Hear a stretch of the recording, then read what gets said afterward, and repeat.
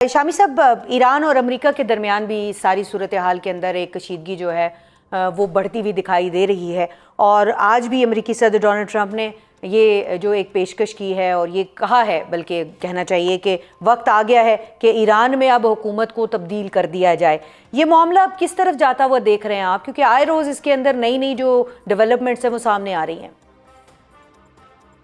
देखिए, president Trump तो कह रहे थे कि मैं हमला कर दूंगा, हुकूमत मेरी पहुंच रही है, ईरान के लोग खड़े हो जाएं और कब्जा कर लें इदारों के ऊपर। तो वो सारी तवक्कुआत जो वो मुजाहिरीन से कर रहे थे जी। या वहाँ उनके जो हम ख्याल अनासर हैं वो तो पूरी नहीं हुई। और जो ईरान के लोग हैं जब वो सड़कों पे निकले हैं तो भारी तादाद उनकी जो है उन्होंने अपनी हुकूमत का साथ दिया है। और इसलिए ईरान के मामलात का जो फैसला करने का हक तो ईरान के अवाम को है। जी बिल्कुल। और इस तरह मेरा ख्याल है कि बैरूनी मदाखलत से तो इस तरह के मामला तय नहीं होने चाहिए। और इसीलिए अब सदर ट्रंप को पीछे हटना पड़ा है और उन्होंने कहा है कि भाई अब वो यानी जंग रोक ली है, फिलहाल तो हमला जो है उसको रोक लिया है। तो अब ईरान की क़यादत का भी इम्तिहान है, वो बातचीत के ज़रिए से, वो डिप्लोमेसी के ज़रिए से वो रास्ता निकालना चाहिए और तसादुम से गुरेज करना चाहिए। और जिस तरह अब अगर ईरान के अवाम अपनी हुकूमत के साथ खड़े रहेंगे तो जाहिर है कि उनकी मुश्किलात भी कम होंगी और उसमें एतमाद भी पैदा होगा। तो कोई हवा का झोंका तो उसको उड़ा के नहीं लेके जाएगा, वो कोई रेत की दीवार तो नहीं है। जी बिल्कुल ठीक आपने दुरुस्त फरमाया, लेकिन इसमें एक और भी मुद्दा ये है कि ईरान जो है वो जाहिर है हमारा दोस्त मुल्क है, पड़ोसी मुल्क है, और अमेरिका के साथ भी हमें अपने ताल्लुकात जो है वो बेहतर बना कर रखने हैं, मज़ीद बेहतरी की तरफ जाने की जो है वो कोशिश कर रहे हैं। तो आपको लगता है कि हुकूमत पाकिस्तान ने ईरान का ये जो सारा तनाज़ा था इसको जिस अंदाज में डील किया वो दुरुस्त तरीका था, या मज़ीद भी कुछ करने की ज़रूरत है पाकिस्तान को? देखिए पाकिस्तान की जो बसात है और जो उसके बस में है उसके मुताबिक तो उसने काम किया है। और यानी और बहरहाल पाकिस्तान की कोशिशें इसमें शामिल हैं कि जो सूरत हाल में कुछ बेहतरी पैदा हुई है। तो पाकिस्तान जाहिर है कि लड़ाई में शरीक नहीं हो सकता, ना अमेरिका से लड़ाई कर लड़ सकता है। और पाकिस्तान की कोशिश तो ये होगी कि जंग तक नौबत ना आए, जंग को टालना जो है वही बेहतर हिकमत अमली है। और ईरानी क़यादत जो है मेरा ख्याल उसके लिए भी यही चैलेंज दरपेश है, जंग जो है उसको टाला जाए और बातचीत को आगे बढ़ाया जाए और बातचीत के जरिए मसाइल का हल निकाला जाए। तो मेरा ख्याल है कि ईरान की जो क़यादत है उसमें कि फरासत और होशमंदी मौजूद है और वो भी बड़ी तदबीर साजी कर सकते हैं और कर रहे हैं।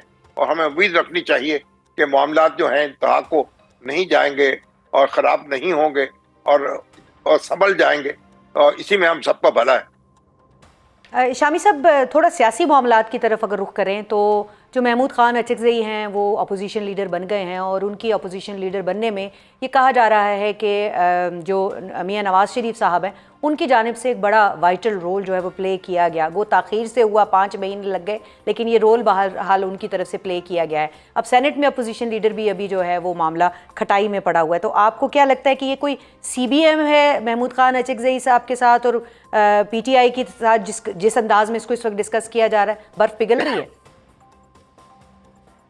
देखिए, बुनियादी बात तो ये है कि जो PTI जो है उसको वो एक अपोजिशन बेंचों पर उसकी अक्सरियत है जी, कौमी असम्बली में भी और सेनेट में भी जी। वो अपोजिशन की सबसे बड़ी जमात है और अपोजिशन को लीड करने का हक रखती है। तो ये जो अगर महमूद खान अचकज़ई जो हैं उनको लीडर ऑफ द अपोजिशन मान लिया गया है जी, तो कोई PTI के ऊपर एहसान नहीं किया गया, कोई उनको फेवर दी गई है। ये तो उनका हक है जो उनको मिल जाएगा। और अगर हक रोका, जब आप उसको हादसे में रुकावटें खड़ी कर रहे थे और ये हिज़्ब इख्तिलाफ की जो क़यादत है उसको तस्लीम नहीं कर रहे थे, तो निज़ाम जो था उसमें मुश्किलात बढ़ रही थी जी। और अचकज़ई साहब जो हैं वो इमरान खान साहब का इंतखाब है, वो नवाज शरीफ साहब ने उनको मुंतखब नहीं किया। अगर नवाज शरीफ साहब ने मशवरा दिया है अपनी पार्टी को कि उनको इसमें बेजा ज़िद नहीं करनी चाहिए तो बड़ी अच्छी बात है, उनको ये बात करनी चाहिए थी और अक्लमंदी का तकाजा भी यही है। लेकिन बुनियादी बात यह है कि इमरान खान साहब ने महमूद खान अचकज़ई का इंतखाब किया है जी। उन्होंने उनको leader of the opposition nominate किया है और उनके पास इतनी स्ट्रेंथ है कौमी असम्बली में भी और सेनेट में भी कि वो अपना leader of the opposition nominate करें اور اس کو تسلیم بھی کرائیں. تو میرا خیال حکومت نے ایک اچھا یہ کام کیا کہ بہت یعنی پس و پیش کے بعد جو ہمارے اسپیکر قومی اسمبلی ہیں انہوں نے بالآخر راستہ جو ہے نکال لیا اور اس بات کو تسلیم کر لیا. اب محمود خان اچکزئی ایک پرانے پارلیمنٹیرین ہیں, سرد و گرم چشیدہ سیاست دان ہیں, اپنی ایک مستقل مزاجی کی شہرت رکھتے ہیں. اب ان کو دیکھتے ہیں کہ خان صاحب ان کو کتنی چھوٹ دیتے ہیں اور وہ کتنا خود معاملات کو سنبھالنے کی کوشش کرتے ہیں. اب دونوں کا امتحان ہے یہ کہ خان صاحب کا بھی امتحان ہے, محمود خان اچکزئی کا بھی امتحان ہے, اور خود حکومت کا بھی امتحان ہے کہ وہ معاملات کو کس طریقے سے آگے بڑھاتے ہیں اور محاذرائی کو کم کرنے کی کس حد تک کوشش کرتے ہیں اور اس میں کامیاب ہوتے ہیں.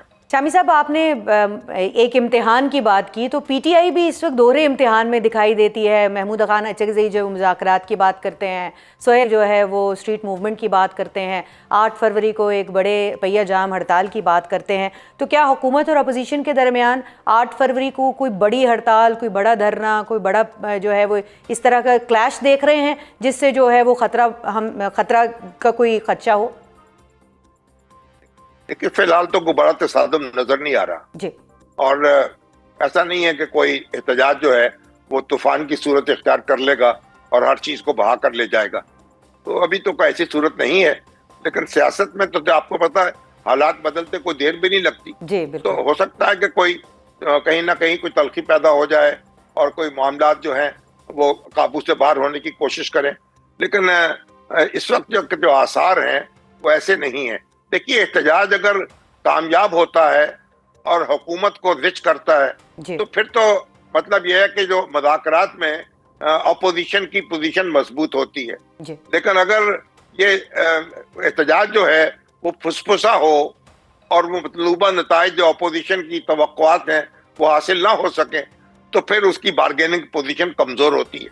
اب اپوزیشن نے خود فیصلہ کیا ہے یہ رسک لینے کا, اب اس کو رسک دیکھیں اب اس کا کیا نتیجہ نکلتا ہے. بظاہر تو لگتا یہ ہے کہ جو احتجاج کی سیاست ہے گزشتہ 2 سال میں بھی اس نے کچھ نہیں دیا اپوزیشن کو, اور آئندہ بھی اس سے زیادہ توقعات نہیں لگانی چاہیے. بات چیت پر زور دینا چاہیے اور معاملات کو ٹھنڈے دل سے طے کرنے کی کوشش کرنی چاہیے. میرا خیال ہے کہ یہ زیادہ بہتر راستہ ہوگا. لیکن بہرحال اپوزیشن کو حق حاصل ہے کہ اپنی حکمت عملی طے کرے اور اس کے نتائج جو ہیں وہ بھی خود اسی کو بھگتنے ہیں. شامی صاحب, آج یہ ایک اچھی خبر ہم اس کو کہیں گے کہ جو 60 ممالک کے اندر جو ہے وہ پاکستان کو بھی پیشکش کر دی گئی ہے صدر ڈونلڈ ٹرمپ کی جانب سے کہ وہ پیس بورڈ کا حصہ بنے غزہ کے معاملے کے اوپر. بالکل ایک اس کو مثبت پیش رفت کہا جائے گا, کیونکہ جو پیس بورڈ بننا ہے اس نے غزہ جو ہے وہاں کے لوگوں کی مشکلات کو بھی کم کرنا ہے, جو تباہی ہو چکی ہے اس کا بھی اندازہ لگانا ہے, تعمیر نو بھی کرنی ہے.